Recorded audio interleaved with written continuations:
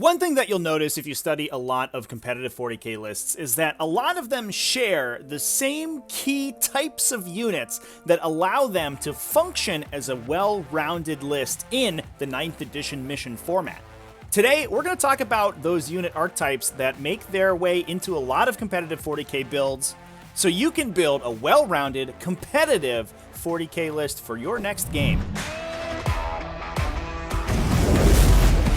What's up, folks? Welcome back to Tactical Tortoise. My name is Trevy, and today we're going to talk some good old-fashioned 40k tactics and get into an intro to list building, and especially all-rounder competitive 40k lists that would look at home at your local RTT or just playing at your LGS and winning those missions. Now, I'll preface this video by saying that not every single 40k list is going to look exactly like this. Some lists are going to be built around specific synergies or combos, and some factions just don't 100% fit into the archetypes that I'm going to talk about today. The goal of this video is to be a pretty good starting point for your list building, so especially if you're a newer player or you're just getting into competitive 40k and you really want to know, what should my list look like in order for it to be competitive, this video is the one for you. Now, if you want more specific and super in-depth tactics videos, I've added a new membership level to the Tactical Tortoise YouTube membership link that you can get down right below the video that's going to host all sorts of exclusive members-only content, including a new advanced tactics video series in which we'll go over some in-depth Warhammer 40k tactics, including, for example, winning on specific missions, winning particular matchups, and reviewing competitive lists. The first few episodes are going to be releasing this week, so click that join link down below the video to sign up now to get immediate access as soon as they go live. If you're a Tactical Tortoise patron over at patreon.com/tacticaltortoise, these videos will also be made available to patron members at the 420 level and above. So get pumped. We're going to be doing a lot more exclusive content in the not too distant future for the channel. In addition, if you are a big fan of this style of 40k tactics video, go ahead, drop a like on the video, subscribe to the channel if you haven't already. That lets me know that you like it, and then I'll make more. So, it's a win-win situation. It's a good time. But anyway, let's get into exactly what we're going to cover in this video. First off, I'm going to talk about the unit roles that you should be including in your army. I'll talk about each of those roles in depth and give some popular examples for each one. And then I'll take a look at 4 recent competitive lists from recent events that are in different factions and go over the units from each role that are included in those lists. Last but not least, I'll cover some notable exceptions of armies or archetypes that don't function 100% like this. Probably 90% of the lists that you'll see in 40k are going to look pretty similar to what I outlined in this video, but there are a couple factions that are oddballs that don't do 100% the same thing at all. So let's get into it, and let's talk about the 5 unit types that you should be including in your army. Now, these 5 unit types are essentially categories that your units will need to fall into. They're going to be roles that essentially you're going to assign each unit to when you build your army, and you'll want to cover all of them if you want your army to be particularly well-rounded. There are 5 roles that you'll need units in your army to fill, and together they form a cohesive whole of one pretty good Warhammer 40k list. So I call this theory the Pentagon of Power, because there's 5 of them. Those 5 categories are ranged damage output, or ranged DPS, an aggro unit or a disruption unit, tanks, just a classic damage sponge, counterpunch units, and utility or support units. One thing to note about these categories before we get into it is that some units may perform dual roles. And while it's important that you have units that fill all of these slots, they don't all necessarily have to be different units. So make sure, basically, when you're building a list, that you just check all the boxes and that you can assign a unit to each of these roles, even if it's the same unit. And we'll talk about some examples later on in the video of how units can fill multiple roles, especially dual role models that have, for example, a big gun on them and also punch well in melee can fill multiple categories. Now let's talk about what each of these mean. First off, ranged DPS should be pretty self-explanatory. It is important in games of Warhammer 40k that you shoot people sometimes. I'm not saying that your army necessarily needs to focus on ranged attacks, but one thing that you'll notice the more you play Warhammer 40k is that playing against an army that doesn't have any sort of ranged damage output, whether it's ranged attacks, long-range psychic powers, things like katana abilities throwing mortal wounds everywhere, is that your positioning becomes way easier. You no longer have to worry about line of sight or putting your models in cover, and you can sort of play your own game plan on your own half of the table and do whatever you want. So having a unit in your army that threatens your opponent and is able to kill models before your two armies engage is very important. Bonus points in this category if you have indirect fire artillery. That one thing that does, it makes it so your opponent cannot hide from you and that they will have to engage into you. And that lets you pick your own battles, which is very important. Not every faction has that, however. I think it is nice if you do have a reasonable indirect fire option in your army, but that's certainly not something that every faction has. The other thing that having a ranged element does is give you target selection. Unlike melee, where you can only fight the stuff that's directly in front of you, and psychic, which typically also has a limited restriction on your targeting, ranged attacks give you the greatest control over what you can hit, so you're able to clear enemies off of objectives that they have only lightly controlled. That you're able to damage or destroy very powerful enemy units before they're able to make contact, especially ones that are very dangerous to your army. And again, that can force your opponent to fight on your terms, which is exactly where you want to be in a game of 40k to put yourself in a winning position. Next up, let's talk about disruption or aggro units. Originally, I said that this was going to be like a melee DPS thing, and the more I thought about it, that's not really what these units are trying to do. Essentially, it's important that you have presence on your opponent's side of the table. Disruption units are units that can cross the table quickly to either contest enemy objectives or fight over enemy objectives, disrupt their actions, and root them out of cover. They don't necessarily have to deal damage, but it is important that you have a presence on the other side of the table. So again, your opponent has to be worried about their positioning, they have to set up defensively, and they have to be able to respond to your melee aggression. If there's ever a situation in which they leave an objective poorly defended, having the ability to chase after it and being able to contest it is very important as well. Disruption units can also be a really good way of dealing with your opponent's units that are dug in behind line of sight blocking terrain if you don't yourself have artillery that can shoot them indirectly. If you have a fast melee unit that can go get them, they aren't entirely safe hiding behind that ruin or that wall or something. So they will have to come out and fight your army, and again, that allows you to dictate the course of the battle and fight on your own terms. Some good examples of disruption or aggressive units like this are forward deploy units. Things like Cerberus Raiders are awesome because they can move before the game, then move up to movement block your opponent, contest their objectives, fight over their lighter objective holding units. Vanguard Veterans or other jump pack infantry like that are another good option. Units that can move aggressively up the table, and if you get a couple threat range buffs on them, they can threat very far into your opponent's half, so your opponent has to overcommit to protecting objectives so they don't just get knocked off of them immediately. And a little bit of a weirder one, but aircraft also sort of fall into this category. Aircraft kind of split themselves between ranged DPS and a disruption unit, but one of the things that aircraft can do is make it so it's impossible for your opponent to hide, since that aircraft model can just fly over whatever they're hiding behind and shoot them regardless, and it's very difficult to respond to. Next up, we're going to talk about tank units, and this is another one that's relatively self-explanatory. In 9th edition 40k, it is very important in most missions that you hold an objective at the start of your turn. Now, 40k is a very lethal game. It's very easy to kill entire units of your opponent's army in one shooting phase or in one decent combat. So having units that can survive a full battle round and not be entirely wiped out is usually a pretty big deal.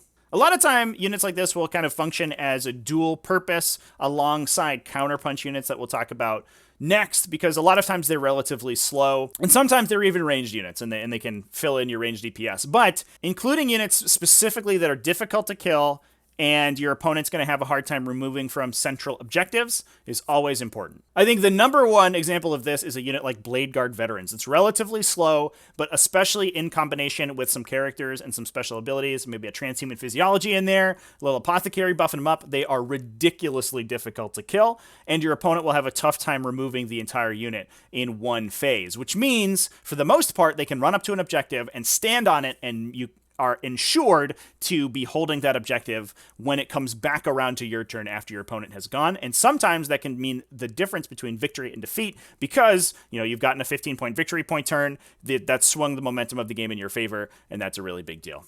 Next up, we'll talk about Counterpunch Units. And this is an important role to keep in your army so that you can deal with your opponent's aggressive units. The last thing you want in 9th edition 40k is for your opponent to race across the table at you and you to have no answer to that. If your opponent gets up into the middle of your army and is able to operate unrestrained, you have a big gun line and they're engaging all your guns and they're moving around and obsecting your objectives, you're going to lose the game and there's nothing you can do about it, even if you out-attrition their entire army. So having units that can clean off the front lines of your opponent's army are very important. Now, this doesn't necessarily have to be melee. I call it a counterpunch unit, but really it's like a counterattack unit. You don't necessarily need to actually go punch them, although a lot of times you will. And one good example of these are like smash characters. You have a Space Marine bike captain or a jump pack captain hiding in the back of your army with a Thunderhammer or a Teeth of Terra or something like that. Your opponent comes in with a unit that's contesting one of your objectives, and that guy can just go in by himself and clean that unit out. You don't even have to worry about it. You don't have to divert attacks from the rest of your army. Other good examples are powerful ranged units, maybe powerful short-range units that can fall back and shoot. So if your opponent's playing aggressively and engaging your army, it's not going to be a big deal. A lot of ranged monsters or vehicles can actually kind of fill this role because they don't really care as much about being engaged, especially if they don't have a blast weapon. Another interesting one is mortal wounds that don't care about engagement and are typically relatively short range. So if you have a bunch of smites, if you have a bunch of Catan powers or something like that, those units are also very good at killing your opponent's front lines over and over.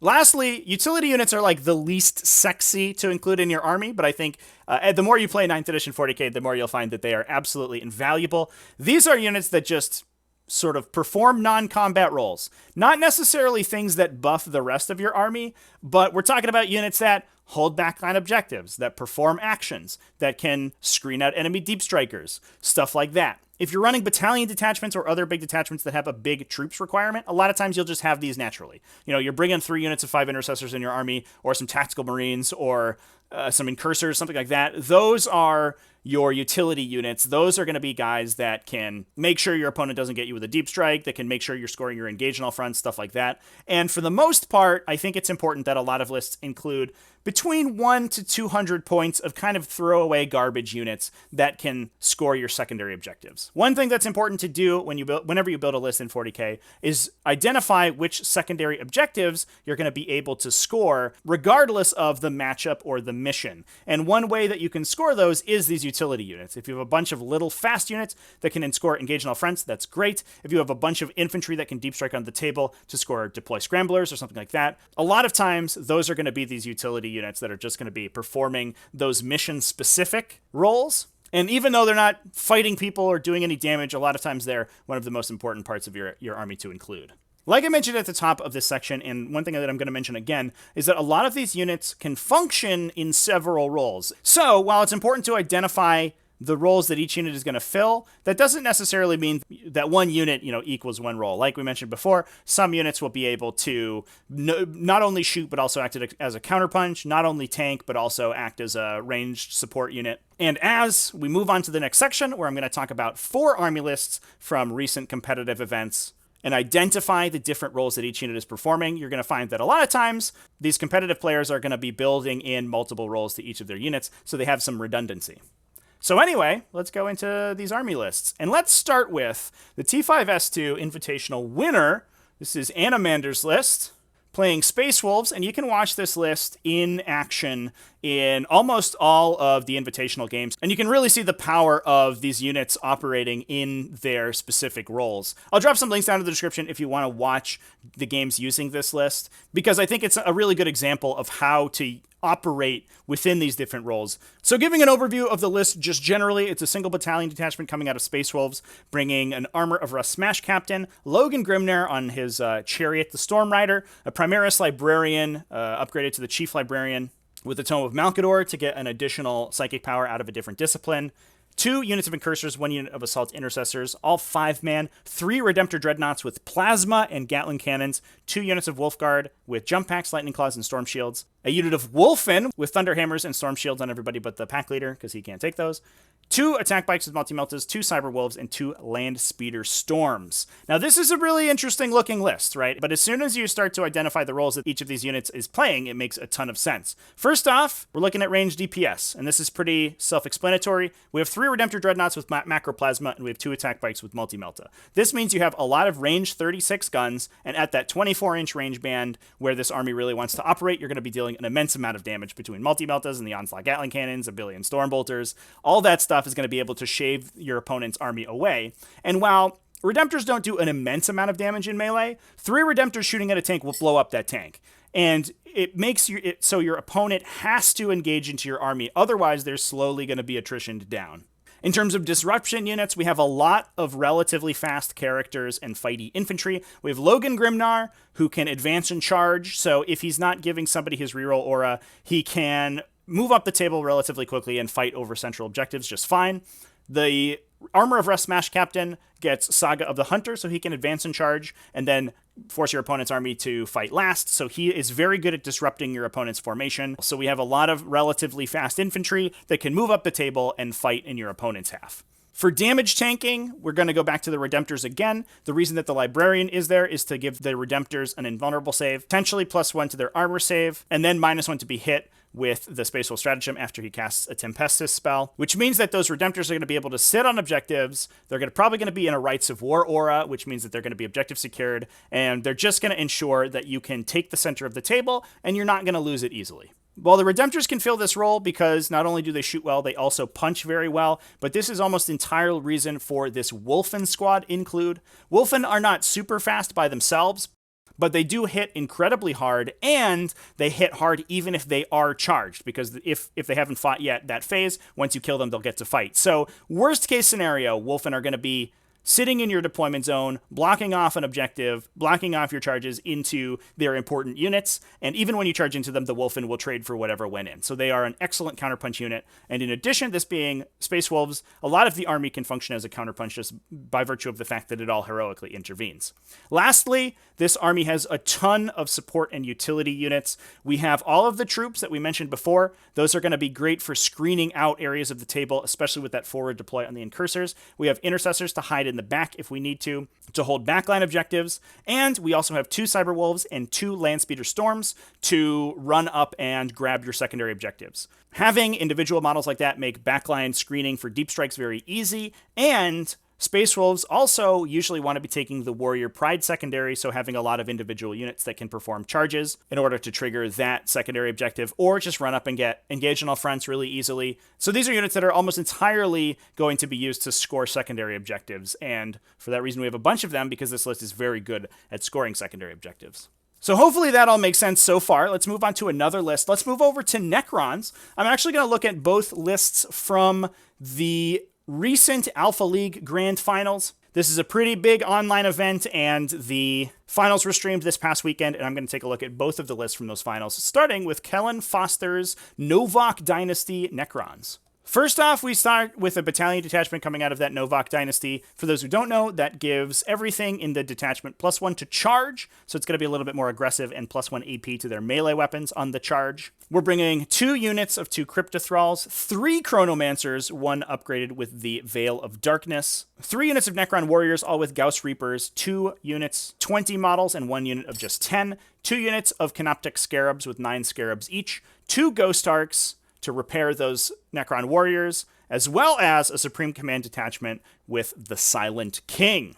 Now, this is a relatively aggressive build of Necrons, so let's talk about the roles that each of these units fall into. First off, range DPS. We have basically all the characters in the army are here to do that role. First off, the Silent King. He doesn't have a ton of attacks, but at his 24-inch range, he has a billion 1 and 2 damage attacks. And then at 36 inches, he can plow down with those 2 flat 6 damage Annihilator beams coming out of his main ears. Kind of like the Space Wolves army we just talked about, this isn't enough damage to like table you with shooting, but it is enough that you can't just stand on your table edge and do nothing, because the Silent King is slowly going to blow your army apart if you just sit there and take it. You have to move up aggressively and actually fight him on his terms. Next up, Disruption. And aggressive units, we have the Scarab Swarms. That's a big one. They are very fast, they are difficult to kill, and they can get up on your objectives and really just tie up your whole army for multiple turns in a row. You can follow that up with the Warriors using the Veil of Darkness and drop 20 Warriors on your opponent's edge of the table. And one of the reasons that we're in the Novokh dynasty with 3 Chronomancers is that gives your Warriors +1 to charge, so they're only needing to make an 8-inch charge out of Deep Strike instead of a 9-inch charge, and they get a free reroll without having to spend a CP from that Chronomancer buff. That means that not only can the Warriors Veil of Darkness onto your side of the table to shoot you and deal a bunch of damage, they can also charge and engage your army. They don't necessarily deal a ton of damage themselves in melee, but what they do is fight over your objectives, disrupt your actions, break your banners, and hopefully just lock you out of primary objective scoring, which is exactly what you want to be doing with these aggressive units. Next up, a tanky unit that can survive on the objective. Necrons do this very well. Warriors with the Chronomancer buff and a Ghost Arc behind them are super difficult to kill. The entire unit is going to have a 5+ invulnerable save. They're all going to come back on a 5+ when they reanimate, and you can repair additional ones with those Ghost Arcs if you don't wipe the unit out. Warriors are super difficult to take off the objective, and there's 20 of them, so it's even difficult to take the objective away from them. So once the Necron army gets these warriors to where they're going, it's going to be super difficult to root them out. Lastly, Counterpunch, we have the Silent King. He is like the king of counterpunching. He himself is not particularly fast, but what he does do is support the warriors, hang out with them as the entire formation moves up the table, and if you engage into them to try to wipe out those warrior squads, the Silent King is absolutely going to kill whatever you send in there. Outside of engaging people and just being annoying by playing the melee game, Necrons aren't great in melee, outside of the Silent King. The Silent King has a phenomenal melee profile. He has a bunch of different weapons he swings with. He makes you fight last. And he backs it up with all that short-range shooting. So he is almost exactly what you're looking for when you're thinking about a Counterpunch archetype. Lastly, utility and support units. We have those 2 units of Cryptothralls, which are awesome for performing actions and sitting on back objectives. They're not super easy to kill. They screen things out very well. And we also have that unit of 10 warriors as well, which can, if you need to, string out to block off some space from Deep Strikers, which can sit on a back objective and aren't very easy to kill, given that it's 10 models that can then reanimate once you start shooting at them with indirect fire or something. Next up, let's go to the army that's facing off against this, or has faced off against this in the Alpha League finals. This is Lockjaw's Martian Adeptus Mechanicus. Now, Adeptus Mechanicus are an interesting one. Because they're more ranged-centric, they sort of approach a lot of these roles differently. But as we'll talk about, they're still going to have units that fulfill each of these roles, just not exactly in the most straightforward way. So talking about this list, we have a Martian Battalion Detachment being led by Belisarius Call, as well as a Tech Priest Engine Seer with the Divinations of the Magos Warlord trait to give everybody exploding attacks. We have 3 units of Scutarii Vanguards, 5 each, to fill out the troops allotment, 2 units of 10 Corpuscarii Electro Priests, as well as 2 units of 7 Cerberus Raiders, 1 unit of 5 Iron Strider Ballistarii with twin Cognis autocannons, as well as 3 Scorpius Disintegrators with Pharamite cannons, an Archaeopter Fusilier, and 2 Scorpius Dune Riders. Now, for the most part, those Scorpius Dune Riders, I think, are going to house the 2 units of Electro Priests. That's going to let them fulfill a couple roles, and Adeptus Mechanicus having very strong aircraft means that they don't necessarily have to play aggressively with melee units. They can do that with aircraft or with their Cerberus Raiders. So let's talk about the roles that each unit in this army performs. First off, ranged DPS. This is Admech's wheelhouse, so it's like basically everything. You have the Disintegrators and the Iron Striders mostly. They're going to put a lot of damage downrange, especially direct fire damage, and if your opponent is ever caught out in the open, they're probably going to die. In terms of disruption units, Adeptus Mechanicus approaches this a little bit differently. Like I mentioned before, they have really good aircraft who are good at rooting out your opponent from their hidey holes on the other side of the table, and especially the Archaeopter Fusiliers can move up, they can bomb your opponent's army, and then they can perform a lot of move blocking to make it difficult to maneuver around them. And the Cerberus Raiders essentially do the same thing. They fight a little bit more straightforwardly. They move up very aggressively. They shoot, they charge, they engage your lighter units. They stop you from performing actions. Sometimes they clear out your, chaff objective holders and stuff like that. And they're relatively difficult to deal with. The Electro Priests being in transports also lets them function in this capacity because the transports can move aggressively up the table to deliver the Electro Priests, although it's a little bit less straightforward than the Cerberus Raiders just running into your deployment zone. In terms of tanks, we have a bunch of tanks. So That's great. You can give the whole army Shroud Psalm, so it's difficult to kill, and it's a lot of toughness 7 wounds that are going to sit on your objectives. In terms of Counterpunch, again, the Electro Priests are there. Being in transports means that they're going to be in a position to bail out and charge enemies that are trying to engage the ranged units like the Disintegrators and the Iron Striders. And they're also backed up by Belisarius Call, who himself is no slouch in combat, so he can clear out some fast and aggressive enemy units. He's got a pretty good ranged attack as well. And lastly, for utility and support units, those Skitarii Vanguards are exactly what they're there for. They're going to screen out your backline, they're going to sit on your back objectives, and add some objectives secured while the rest of your army fights. Lastly, I'm going to be a little selfish here. I'm going to talk about my army that I'm playing currently in tournaments,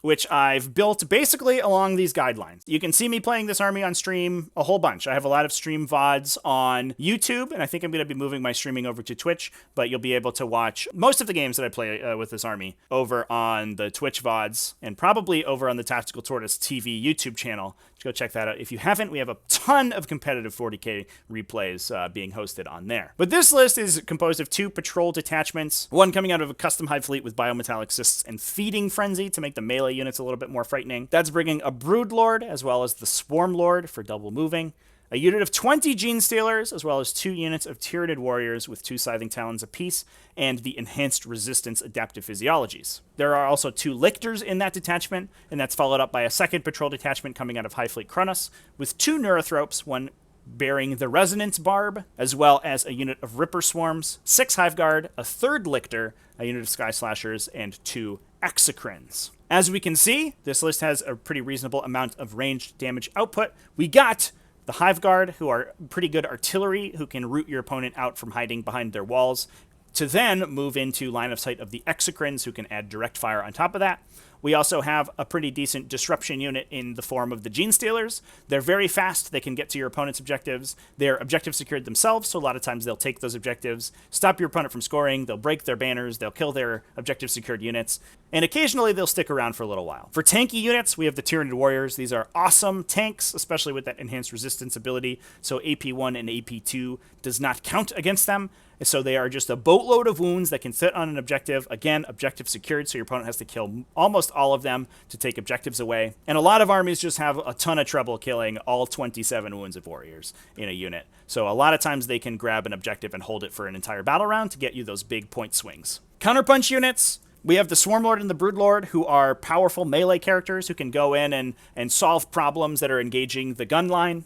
But also, this army packs a ton of psychic powers. Including Psychic Scream, there's a grand total of 5 smites it puts out a turn, so it can do 8 to 10 mortal wounds generally on whatever is engaging it, which means that it's very difficult to engage into this army and keep your units around, because they're going to be taking a lot of damage from the Psychic phase and then a lot of damage from the melee counterpunch as well. And lastly, you can tell there's a ton of utility or support units in there. We got Lictors, we got Rippers, we got the Sky Slasher Swarms. There's a lot of individual infantry who can perform actions like deploying Scramblers or raising banners. The Rippers and the Sky Slashers are also great at scoring engage on all fronts, because they can just run with Metabolic Overdrive and get to the opponent side of the table to grab those table quarters. And they can also even do some ancillary stuff like move blocking and mucking with your opponent's secondary objectives as well. So as you can see, looking at these 4 different lists from wildly different factions, it's pretty clear that competitively, armies are building units in to fulfill these specific roles. So if you're looking at building your very first army list for a new army in 40k, definitely consider what units are going to slot into each of these roles. And if you have all 5 of them, your army's going to be pretty well balanced. You have a good combination of long range and short range firepower. You have good units that can score secondary objectives, and you have good units that can fight over in the center of the table with counterpunch units to support them as well. And building all those together into an army is going to make your army very successful in just about every matchup that you play into.